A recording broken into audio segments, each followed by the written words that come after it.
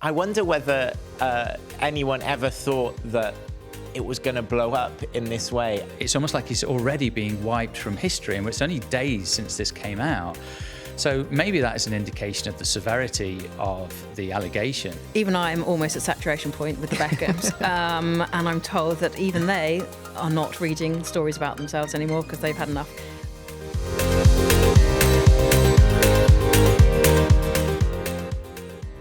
Welcome to ShowbizFix. This is your destination for the inside scoop on all our celebrity exclusives and the biggest entertainment stories you're loving this week.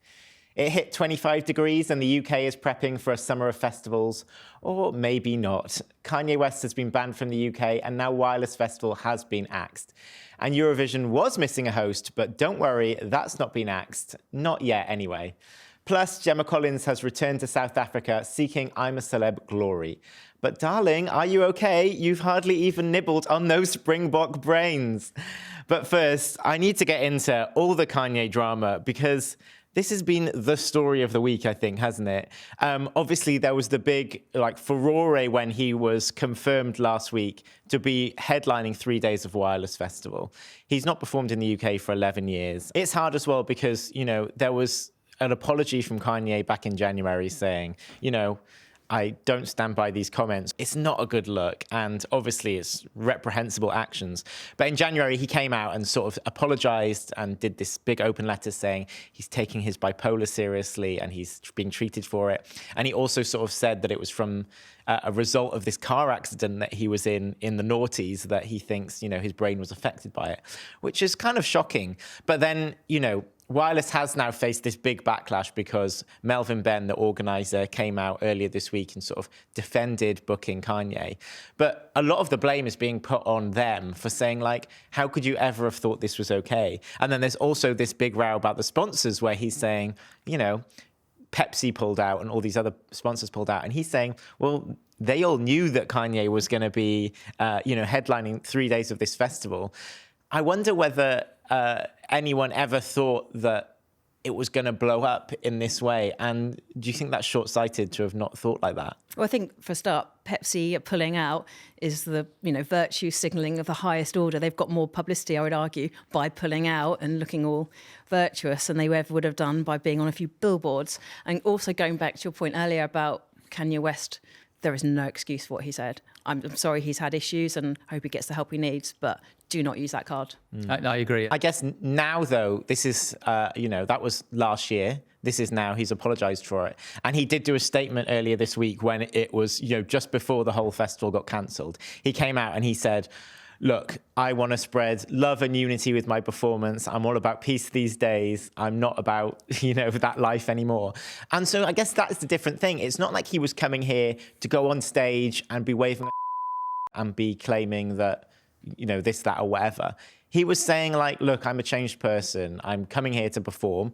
And the thing is, I think it probably would have sold really well. I had some friends who'd already bought tickets because they were like, yeah, I just kind of want to separate the art from the artist in some ways. And, Kanye West has a lot of good songs. You can't really deny that. And I'm someone who has loved Kanye West in the past. And now I find it really difficult because I was stuck in this dilemma of, do I go to this festival? Because I really like his music and I would probably have a good time. But then you have to think, God, well, what's society going to think of me if they think I'm standing by this person who has said these awful things? It's really a hard position for a lot of people, I think, because everyone's sort of tarred with a brush if you say that you like someone's music. But then also, we have people like Chris Brown performing stadium shows here all the time. There's lots of people who perform who've done awful things in the past. I guess it depends. Is there a time period? Do you think in 5 years' time Kanye will be welcome here if he keeps a clean report in the meantime? I mean, maybe in 5 years' time, yes. But right now, I just think it's too soon. I also think it's too late to say I'm sorry for something so heinous. But I also agree with you. I do find it really strange when people do bad things or say bad things and then they, launch tours and put out records and people still buy those records and go to the tours. They part with their money to hand over cash to these people who have done bad things. It just blows my mind because we're supposed to vote with our feet. And by not voting with our feet, we're sort of tacitly giving our support to these people, aren't we? But I think all three of us at this table, none of us want to live in a society whereby we have cancel culture. And as Hal said, it is difficult because I don't want to be like cancelling people left, right and centre for mistakes made in the past. And it's maybe where do you draw, how bad is the mistake? Is it murder? Is it, or is it someone nicked a bottle of wine from a Tesco and got caught? What is the line? But ultimately, we don't want to, if he is going to spread love and peace, great, but maybe do it online across Zoom rather than in front of 50,000 people. I don't know. Well, it's interesting because he did 2 sold-out shows in LA at stadiums last week, which were huge, really popular. His album Bully just went to number 3, I think, in the UK charts. Went to number 1 in America, or number 2 in America, I think. But the interesting thing is, like in the US, sort of business as usual. And Kanye, these UK dates weren't his only shows this summer. He's doing shows all the way across Europe. And I think in Amsterdam, he's doing a show. I think it's in the Netherlands. And they said yesterday, look, this show's going to go ahead because, the UK can have their choice, but we're going to, let him play. Which I think is a fair compromise. He gets to do some gigs, he loses out a bit of money over here. Maybe that's the fair way to do it all. Let's see how it plays out, though, because there's going to be a lot of gigs coming up. I think if he can prove that he's turned a corner, then maybe people will feel a bit more confident. But I think people are going to be scared to book him for any shows going forward in the UK because what sort of reactions it going to get, Yeah. But moving on, I guess, from one person who's had a bit of a furore around them to another, Scott Mills. Obviously, we were all shocked last week when the news broke that Radio 2 breakfast show host Scott Mills had been sacked by the BBC over his personal conduct. Clemmie, how do things stand now and what do we know? Oh, I was devastated by this story on a personal level. Genuinely was a fan of his Radio 2 breakfast show. Thought he was is a very talented broadcaster. Personally, I like him. Met him a few times. Always been great. But yeah, it's a situation that I think is very difficult to comment on because we do not know exactly what he has or has not done. And Scott himself issued a statement, which you could tell was very heavily legaled and very impersonal, really. But again, didn't necessarily deny allegations put to him. He just said, I was cleared. And I think I would have liked it if he'd said, the rumour swirling around, I categorically did not do it, whatever, just to clarify exactly. The BBC are saying it was his personal conduct that fell short. What does that mean? X is going wild with rumours. We just sort of need to know what the situation is. Why was he cleared? And if he was cleared, why was he sacked? Things don't add up. I think that there is a lot of questions around about the reaction to this because, this week we've seen Bake Off cancel his show. We've seen his Top of the Pops episodes getting removed from a BBC iPlayer. And as someone commented to me this week, it's almost like he's already being wiped from history, and it's only days since this came out. So maybe that is an indication of the severity of the allegation. On the other hand, is it just BBC and other media types overreacting? Because they don't actually know what this is. So are they just erring on the side of caution and removing him from history just in case? But it's just so up in the air and there's no real indication of the severity of it. All we've got to go on is the fact that, well, if the BBC got rid of him, it must have been something pretty serious. But then also the BBC have been burnt in the past by giving Hugh Edwards a £40,000 pay rise, keeping on him, keeping him on air, suspending him with full pay, and then look what he turned out to have done. So, they've clearly had lessons learned, and perhaps they're being uber cautious because they cannot risk. Agreed. And the flip side to it is, look what happened with Cliff Richard and the BBC many years ago, was that they went heavy when he had his home raided and there was an allegation made against him. And then I think Cliff took the BBC to court years later because they were so heavy-handed in their reporting of that. So I've got to acknowledge it is a difficult one for any media organisation to report on these things. They can't be seen to not be reacting too little, and they can't be seen to be reacting too much. I think the BBC are damned if they did and damned if they didn't. They're in a really unenviable position. Well, Scott's next big job was going to be commentating on Eurovision semi-finals, as he has done since 2011. So he won't be involved in that this year. We've revealed that Sarah Cox is going to be stepping in. So it's going to be Sarah and Rylan commentating on the semi-finals and doing the coverage on Radio 2, which I think will be a lot of fun. But I wanted to talk to you guys about the Eurovision act. It's 5 weeks' time that Eurovision kicks off. Have you listened to Look Mum No Computer, Eins, Zwei, Drei, which is the UK entry? And what do you think? We did listen to it about 8 minutes ago for the first time. I mean, it's, what did you say? 80s very synth early pop. 80s, very sort of electronica meets madness. And it's a real pastiche of about 1983, I think. Yeah, I mean, I'm not going to be downloading it on Spotify, I must say. But, you know, it sounds like the kind of thing you'd hear in a Balkans nightclub. So, let's give it a go. Hang on, let's turn this on you, Hal, because you're the Eurovision expert. I mean, do you think that this stands a good chance of Britain finally snatching glory? No. I think we can safely say it's not going to win. I think part of the trouble is that people have really high expectations for UK music, right? We have created some of the best artists of all time. So when we send something to Eurovision, people are expecting it to be a classically great, perfect pop song. And so when we send something that's like wacky and zany, they're like, the rest of Europe is like, babes, leave that to us. We're good at this. If this was a song from Slovenia, people will probably love it. You know, it's different. It's different worlds. And also, I guess the trouble is, you know, Eurovision doesn't start in the second week of May. Eurovision is a long slog for these artists, you know. People start promoting their songs in January and they go for months on end, you know, getting their songs out there. And I think part of the trouble is that Look Mum No Computer hasn't been out and about because his wife is actually very, very heavily pregnant. So she is due to give birth in like the next couple of weeks. And it means that he's not doing any of these pre-parties that happen all around Europe where all of the acts go out and play and try and like canvass for votes, basically, you know. You remember Monday last year, we're going all around Europe doing all these chats on different radio stations and TV stations. It didn't quite work out for them because they didn't really top the leaderboard either. But it's kind of a shame that he's not out there, you know, on this publicity trail. But isn't he a YouTube star? He is from YouTube. Why isn't he like just doing that? Wouldn't that do? He is doing some YouTube videos, yeah. So we'll see how we go, but he's not a YouTuber in like a Molly May sense of a YouTuber, you know. He's not out there all the time. And so that is also going to be a bit of an issue for him, I think, is that he's going to be a brand new dad and he's going to be saying, all right, see you then. I'm off to Vienna.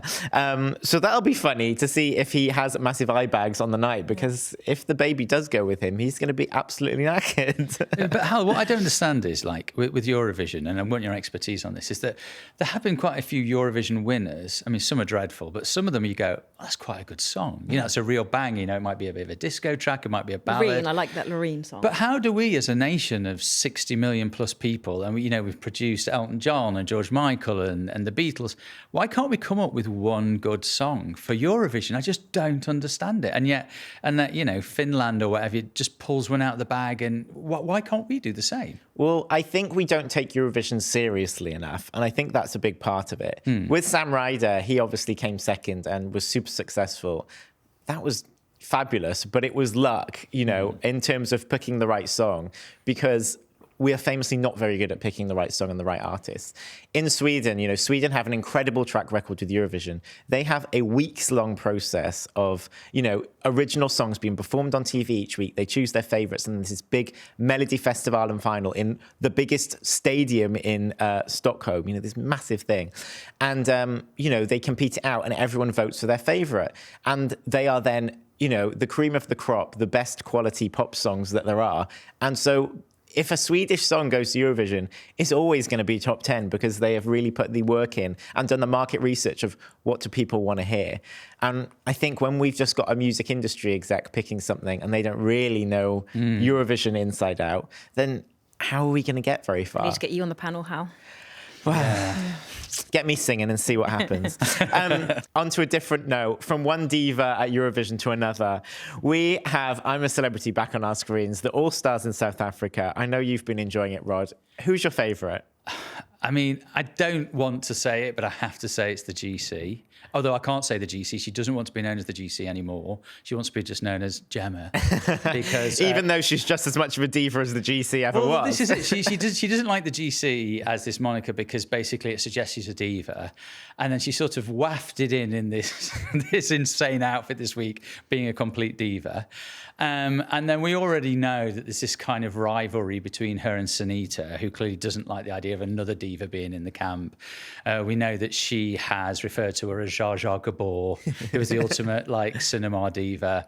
So there's this rivalry simmering between the two of them. And on the most recent episode, you see it flare up, which is just delicious. But Gemma from the start has been brilliant. She's been completely complaining from day one. She's been carrying this show from what I've seen. Well, I have to agree. I don't, without Gemma in there, I would struggle to enjoy it as much as I have. I think she's definitely the star of the show, but I can't see who the heck else would have been supplying all the laughs. The thing is, I've spent many an evening through my life watching Gemma Collins' I'm a Celeb Best Bits, even though she was only in there for 3 days. I know. I've watched that a lot of times on YouTube. And so when I heard that she was going in, I was like, okay, I haven't watched I'm a Celeb in years, honestly. But I thought, I will tune in for Gemma Collins because it's actually funny. I think that is the trouble is, like, I'm a Celeb the last few years.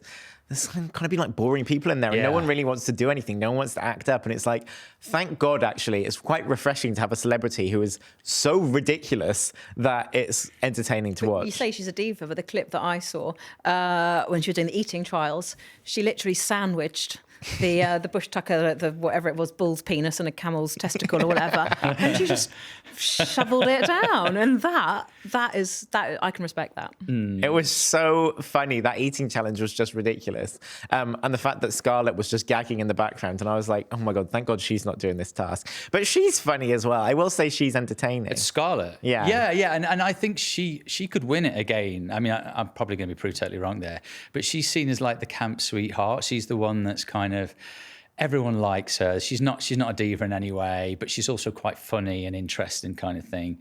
I mean, it's interesting we talk about I'm a Celeb now compared to what it was 20 years ago. I mean, do you remember when like Nigel Benn and Darren Day were practically threatening to punch Rona, that comedian, in the face? And you think, you just wouldn't be allowed to have TV like that now. I do think that I'm a Celeb has kind of lost a bit of its edge. Now, that's not actually a criticism. It's just, maybe that's just a sign of the times we're living in. Yeah. So thank God for Gemma Collins, because she's the one bit of real sort of mischief you get in these shows now. Well, it's like when Lady C was on there. That was an amazing series. I didn't know who on earth she was, but oh my God, she was fabulous because she was ridiculous. But I don't even know if you could get away with some of the things she was saying on there. And that was probably only 10 years ago. No, you couldn't. And it's such a shame, but I don't think it's the jungle's fault. The jungle is just part and parcel of this ecosystem we're in now, where you're just so hamstrung by political correctness, etc., etc. And so we've had Sunita versus Gemma on screen a bit, but also obviously the show is pre-recorded. And since, you know, during the promotion for this show, which has happened since they recorded it, there have been these claims that have come out that Gemma Collins has said that Sunita leaked stories about her. So do you think that they're really going to be going at each other's throats more than ever by the end of this series? Or do you think they're going to be making up? I feel like it's probably going to be the former. No, I've seen the most recent show, and I can reassure you it will get worse, and I don't think it will get better after that. I think that they're daggers drawn, and it's much more fun with them daggers drawn. Let's be right. I love Sunita in this show. I think she's brilliant. I agree. She'll come out of this well. I hope she re-releases. What's it, So Macho? I really hope that kind of... Not Toy Boy. I prefer Toy Boy personally, but... Oh. Either or. And there's been some other dramas. Obviously, David Hay versus Bev. That was kind of brutal, no? Oh, yeah. He just sent her out into the scrub. She's like 68, just recovering from cancer. And then the other thing, he did a similar thing with Gemma. I think she wanted to do a task, and he was like, no, you won't be able to complete it. And he maintains it's this mentality of, oh, I'm a sportsman. It's like, it's not very sporting to send a 68-year-old woman into the scrub. Maybe that's his version of feminism. He's like, we're all equals here. I mean, did we expect him to be gentlemanly? He has just come out of a throuple. True. He's not exactly got the best worldview. I'm not really sure whether this is really going to do much for his reputation because He's sort of maybe shooting himself in the foot a bit by going on it, I fear. But I think he's just playing up to his own stereotype, really. You know, he's like wandering around constantly with his shirt off, you know, doing particularly athletic things. You know, he's playing the role of the slightly backward boxer, you know. I don't know. I think he'll actually come out of this really well. He'll look bad, but he'll come out of it really well. You know, be the villain of the piece. And there was another story that just came out today, which I want to move on to. So it was about the Beckhams, this never-ending saga between Brooklyn and David and Victoria Beckham. Can you tell us what's been going on? What's the latest, Clemmy? Even I'm almost at saturation point with the Beckhams, and I'm told that even they are not reading stories about themselves anymore because they've had enough. But yeah, so a New York magazine called The Cut published a sort of right-through editorial a couple of days ago that's got picked up everywhere. And in one of the lines in it, it says that at the height of the feud, when Brooklyn was sending legal letters to his parents, issuing a de facto cease and desist, David and Victoria literally said, look, what can we do to repair this? We'll see therapists, we'll have mediation, we'll meet Nicola Peltz's, his wife, Brooklyn's wife's parents, who they famously don't get on with. You know, we will do whatever it takes to get our relationship back on track. And so that is the sort of line that everyone's focusing on today. And our colleague Ellie Henman had a great story today that, you know, Brooklyn famously doesn't own the rights to his own name. Victoria effectively sort of went to the IP, Intellectual Property Office, 10 years ago and sort of bought the rights to his name. She owns his name, not for any sort of nefarious reasons, but purely so that when he was a grown-up, no one else is profiting from his name. But that comes up for renewal, effectively, in December. So Brooklyn now is considering deploying lawyers and fighting to own the rights to his own full name. I feel like Victoria will be like, yeah, you can have it, right? Well, Yeah, I would hope so. But why wouldn't she? It would just be another battle in the media. But I think of, trying Brooklyn to sees control it him. as some, you know, nefarious, you know, dastardly plot to control him. When I think she was just, you know, they've done it with Harper for her new makeup range. It's just about protecting Shaw, the brand, but also so that he can one day profit from his name if he wants to. Yeah. Why strike this conciliatory tone now? I mean, here we are in April. Couldn't they have done this 2-3 months ago? I mean, save themselves a whole load of heartache? Oh, I mean, I think that horse is very much bolted, but yeah it's sad. Well, let's move on to Bin or Binge. Rod, what are you binging this week? I am binging the Artemis crew dressing as the cast of Severance because I just love when people don't take themselves too seriously. I mean, these guys have now, you know, got global fame, and they've donned a load of like wigs and moustaches and everything like that to look the part. I absolutely love it. It's just a bit of fun. Amid a world which just feels really bleak and serious right now. Having said that, I am binning Rivals. I'm sorry. I revealed this week that there's going to be a third series. They're probably going to tap into the book Polo, which is also by Julie Cooper. But I just didn't think the first two series were very good anyway. Oof. So I know I'm sticking my neck out there, and not that many people watched it either. It's just one of those shows that created a lot of buzz, and I'm just like, right, just put that down, walk away, don't go back. You've done it now. Let's not have any more. Oof. What about you, Clemmy? I was actually going to start series 2 of Rivals tonight. I am binning bins. I am binning local council bureaucracy and their lack of bin action after Denise Welsh, my pal, went on X, and it was brilliant. And she basically said, "Dear Brent Council, can you please collect my son's bins?" And yeah, it's just they're just, you know, my bins get collected once a week and there's things littered around. So anyway, I'm with Denise. I stand with Denise here. And I am binging The Pit on HBO Max, which is... Have you seen it yet, Roddy? No, I haven't. No, I really want to watch it. It's really good. Yeah. I'm obsessed with it. It's basically like ER crossed with Keith Sutherland's 24, and it's a 1 hour, it's a kind of live in real time show set in hospital in Pittsburgh, and it's so clever and it's absolutely addictive. Lovely. Well, I don't even know if you guys will know what my binge is, but do you know who Kate King is?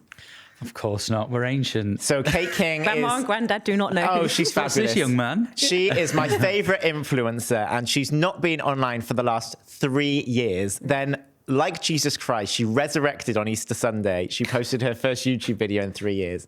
And I'm thrilled because she is the sweetest influence ever, because she just what she likes to do. She's 27 years old. She likes to go and play bowls and hang out with her parents. And I think it's so wholesome. She's so sweet. And she just does these videos which are like just really heartwarming. And there's nothing really in them, but I'm obsessed with her. She's so sweet. And I am binning on, off, will they, won't they, pop reunions. So obviously we have been writing for ages about a 30th anniversary of the Spice Girls, which then they turned around and said, oh, it's not happening. And then today it's been revealed that after ages of will they, won't they, NSYNC, they had talks with Live Nation, they had talks with this, they were going to do a 30th anniversary tour. Now Joey Fatona's come out and said, yeah, actually we're not doing it. It's like, okay, well, why have you got 30th anniversary banner on your website then? Like, I'm done with it. Like, if you're not going to do it, don't tease us, you know? I'm not into it. So that has really got my go. I'm done with it. That's your Showbiz Fix for this week. Remember to subscribe to us here on the Sun Showbiz YouTube channel for all the inside TV and celebrity gossip. See you next week.